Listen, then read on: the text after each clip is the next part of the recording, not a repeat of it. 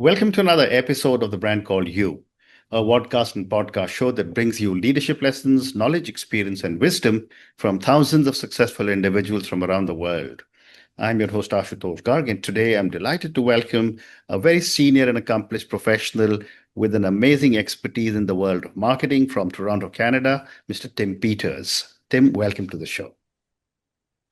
Oh, thank you. It's an honor to be here. Thank you. Tim is the Chief Marketing Officer of Guideline.ai.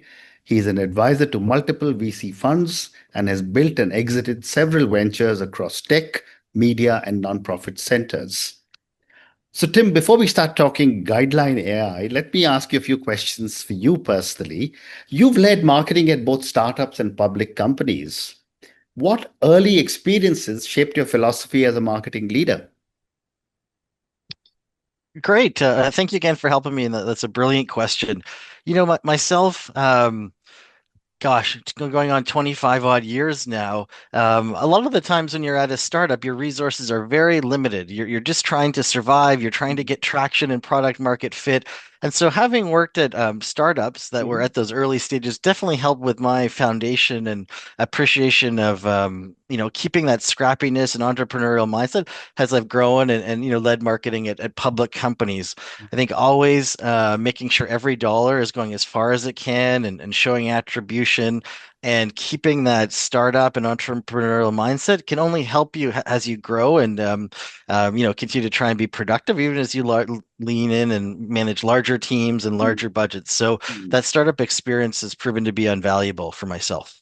Fascinating. And how did your diverse background across tech, media, and nonprofit sectors influence your approach to leadership and growth? Thank you for that. It's really interesting how folks, it's never a straight line in your career, and I've definitely had some very interesting experiences Yeah. from founding and leading a not-for-profit to being involved in some very successful startups to enterprise technology and software companies that are on the public market.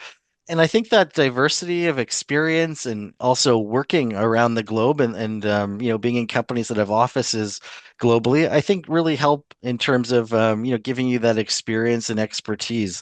The more experience and diversity, I think, is the best. So, in my case, I've led marketing in companies that are trying to enter into the Middle East market, into Europe, and into North America. And every place is differently. There's no cookie cutter approach. And so I think having an open mind and being a learner, never giving up and continuously trying to learn and be curious is just Mhm. invaluable and can only help your success. Amazing. And what key lessons would you say you have learned from founding and exiting ventures across so many different industries? Gosh, yeah, in terms of lessons, I think especially from the startup side, a couple of things that I keep in mind when I look at new ventures or folks to work with, who is involved in that founding team? At those early stage startups, the individuals you're working with is so critical. Do you believe in the vision? Do you believe in the background and the passion of your co-founders? That's just so critical. I think also the problem or challenge you're trying to solve. Can you get excited about that every day? It's going to be a lot of ups and downs, and so can you put your life behind the mission of that company? For myself, I've worked with some companies in the areas of AI or also even in founding a charity, and it was things that you could get up and be excited about and knowing you were making a difference. So I'd recommend really getting aligned and being passionate about whatever that vision is, Mhm. along with believing in your co-founders. You're going to be in the trenches. It's going to be a lot of challenging work, and so feeling comfortable that you're complementary and have a great founding team is also critical. So those are two things Great I often think response. about when I Yeah, look at new great potential response. ventures to get Great involved response. with. Thank you. Thank you. Tim, let's now talk about Guideline.ai. Tell me about Guideline.ai and what is the problem you are solving? Yes, Guideline.ai is just an incredible company. We're the only business in the entire world of advertising and marketing that collects the actual spend data from the world's largest brands. So Mm. we have partnerships with the major advertising hold companies around the world. Mhm. And then we take that data and provide just fascinating insights to both CMOs and to those agencies themselves. We Mm. get all of the data in terms of where they're spending across all the different media publishers, sure folks are familiar with companies like Meta and Alphabet and Reddit and even the large newspaper publications. We have all of that data and can provide just fascinating insights for brands in terms of where they should allocate their spend, what type of campaigns they should be doing. Mhm. Should they be moving from linear to digital in terms of their strategies? And so we're the only company in the entire world that has those partnerships and data and can provide those insights to both brands and Mm. agencies. Mm. And in terms of the problem we're trying to solve, it can often be a black hole trying to find real data or Mm. figure out your advertising strategy. Mm. Where should you be spending? Where are your target prospects and customers? And so we're the first company to ever be able to pull back that veil and provide real insights on what's happening in your category, whether that be pharmaceutical, whether it be the auto industry, CPG. We can provide those invaluable insights, and we're collecting over $150 billion of real advertising spend every year that can be used to provide those great insights into your campaigns. Fascinating. And tell me, Tim, how are AI and data shaping modern marketing decisions? And how do you at Guideline enable this? Yes, gosh, it seems like AI is maybe affecting marketing and demand generation and corporate marketing. I Mm. think it was one of the early use cases for AI as we're seeing it these days. So it's fascinating and honestly, maybe even a bit overwhelming at time to Mm. try and do your day job and stay up to date with almost the daily advances in AI and how it's impacting Mm. marketing and go-to-market strategy. Yeah, amazing. And you also talk about helping brands stay ahead of shifting consumer behaviors. Tell me a little more about this and give me an example if you can. Yes, definitely. So with all of our rich data set, with those hundreds of billions of dollars of advertising spend, we're able to track, close to real time what's happening. Are folks shifting channels? Are they shifting, what type of ad units they're focused on? This can be just incredible. We're able to also layer in data around things like inflation, the consumer price index, so we can take other incredible data sets and then map them also to advertising spend. And so, Mm. we work with gosh, the largest brands in the world, and they're using this to determine, where they should be spending their funds, especially with geopolitical events and what's happening with the broader economy. So we've seen Mm. folks say move from maybe traditional linear television into more digital channels. They may see what competitors are doing. There's also fascinating sites like Reddit that people are advertising on now, or there's something where even large e-commerce sites are offering their own independent advertising networks. And Mm. so there's just so many interesting places you can be Yeah, connecting with your consumers, yeah. and we can provide that to large brands and CMOs to help inform their strategy of the Mm. tactics they want to be deploying. Mm. And yet, one of the million-dollar questions for all marketers is how do you balance demand for data-driven decision making with the need for creative intuition? How do you do this Yes, with all your data? gosh, yeah, it's often a fine balance, and I think our perspective on AI and data is that that can help inform your decisions and inform your creativity. So what used to take months in terms of market research, Mhm. we can compile that with our data sets and AI and put that at the fingertips of the creative teams to help inform their decisions. So I think it releases folks from some of the commoditized work like market research and Mm. lets them focus on their true talent and expertise around the creative aspect of things. And Mm. then also when you come up and you have your ideations for creative campaigns, for example, Mm. AI can also help you A/B test and sort of run some different scenarios to see how the results might perform. So Mm. we're just trying to free up folks to do their highest value work and help with things like market research with AI and our data to help inform their campaigns and creativity. So it's very complementary and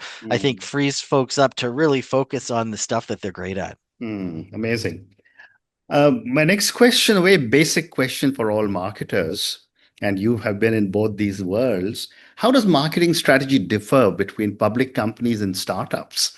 And how can Guideline support these two very diverse yet similar requirements of these two organizations? Yeah, gosh, great question. So maybe we take startups first. Oftentimes there isn't go-to market fit yet. You're trying to find your ideal customers. You're trying to figure out where they're learning, where are they, where do they congregate to get in front of them. And gosh, so a lot of it times you're also trying to collect information as well, Mm, maybe to share with your product team or sales team or leadership team.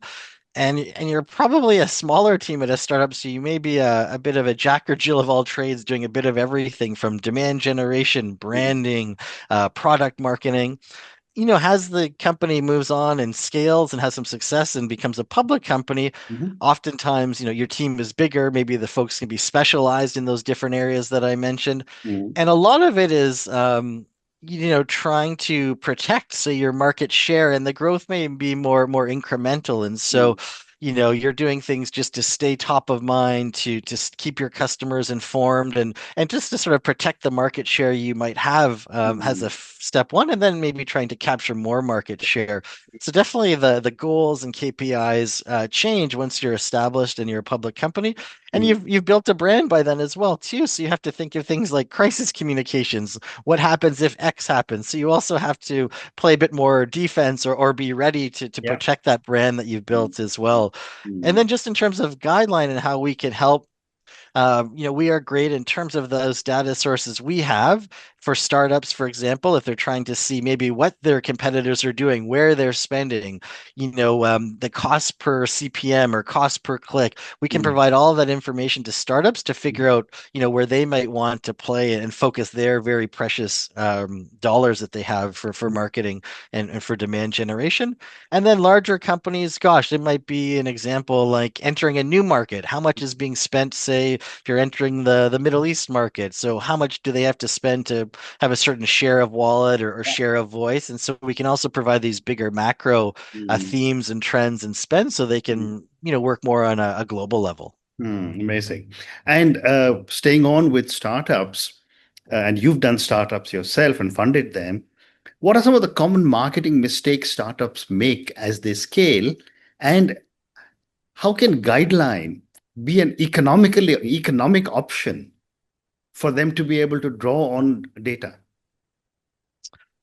Yeah, really great question. I think one major lesson for startups is to, as you get traction, as you mentioned, and you start to scale, you have to be able to communicate to your board or your investors, the why, what's working, what are the unique economics. If you're looking for more investment to scale the company, it's critical you understand that. So, if, for example, you're looking for additional funding, what could we expect on the other side in terms of brand awareness, or new sales? So, trying to have that analytical mindset from the start, I think, is critical. Mm, Not knowing where your growth is coming from is a real challenge, and hinders maybe future investment from, venture capital funds or existing investors, or even just in your annual budgeting mm, process. So really mm, try and understand what is working, what's helping you get that scale and growth. mm, And mm, then in terms of guideline, I think for a startup, a good example where we could help is as they grow and scale, if they want to enter a new market, we could help them get a good lay of the land and what's happening, how much is being spent, who's spending what's the cost per impression. So as part of any maybe investment that they were taking, they could then make an informed decision to say, if we wanted 5% or 10% of market share in this new market, here's mm, what's being spent now. There's 50 million being spent in this certain product category. And so, we look to invest 5 million or 10 million. It helps provide more informed decisions. And that often helps having that true research and data if you are looking for investment from your VCs, or your board to help scale the business. amazing. Great response. And a follow-up question, what key marketing investments should a startup make in its early growth stages? In addition, of course, to taking a lot of data from Guideline. Gosh, it's changing so rapidly now. There's so many new job titles, from prompt engineers and folks specialized with LLMs. it's really changing, I think, in terms of where you'd want to make that investment now, even from 6 months ago. Mm, But I think at the start, if you can find individuals who are agile, what mm, I used to call sort of full stack marketers that can do a bit of everything, I mhm, think that's where you want to start with. And then as you grow and there's more budget and you know what's working, you can potentially then have more folks and have more specialization. mhm, And as I mentioned, just a moment ago, folks that are competent in AI, because that can really supercharge your growth and help you get scale without always adding additional headcount. And mhm, so having people who are AI native, who are comfortable with AI, that allows you to, make investment in AI tools mm, and people who are comfortable with AI. I think that helps a lot because those type of co-pilots can provide a great ROI when budgets are sort of limited at the start when you are a startup. From mm, market research mm. to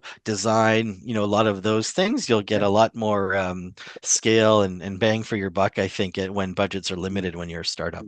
I understand. And of course, when you're a startup, you can afford to be much more nimble and draw on a lot of data. But when it comes to a public sector or a public enterprise, which is much larger and much more legacy systems, how does one balance brand legacy with innovation in long established organizations?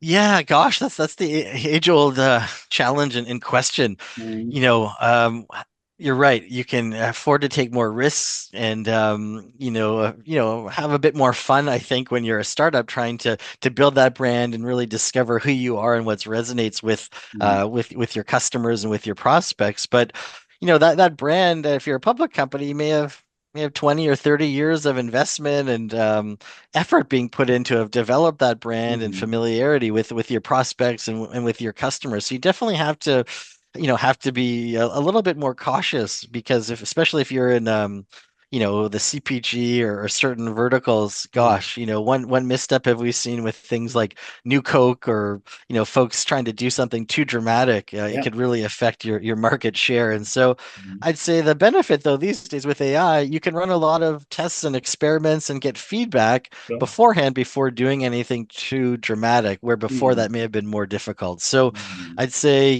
do your market research as part of the process. And hopefully if you are a larger public company, you have the time, effort, and resources to do that to mm, make sure it's something that makes sense and, doesn't affect the affinity your existing customers have with your brand and mm. maps to who you are as a company because you can get in a lot of trouble quickly if you don't do that work Correct. beforehand. Correct. Great response.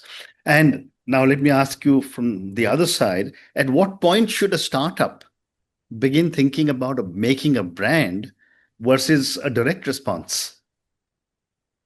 Yeah, gosh, I was speaking with the head of a large global agency a few days ago, and Mm, they were saying, it was often sales today and brand over time, but that may be changing a little bit because your brand now can become your moat as things become commoditized, as folks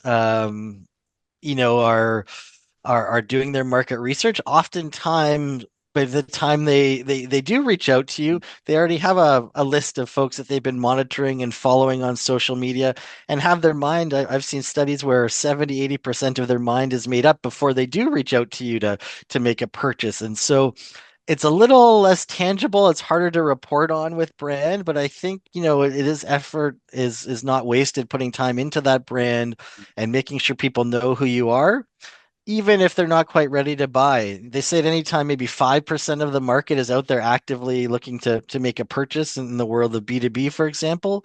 But you can be doing a lot else with your brand for that other 95%. So then they think of you and you're top of mind, when they are ready to purchase. So it definitely can't be ignored. mm, And I just add in this world of LLMs now and folks using tools like ChatGPT, mm, making sure you're showing up in those by building your brand, by having lots of citations, by being in the press. It's much different than SEO. And so we mm, also have to make sure that we are where people are doing this type of research and that your brand is out there. Amazing. I have time for two more questions for you. What role does storytelling play in modern performance-driven marketing strategies?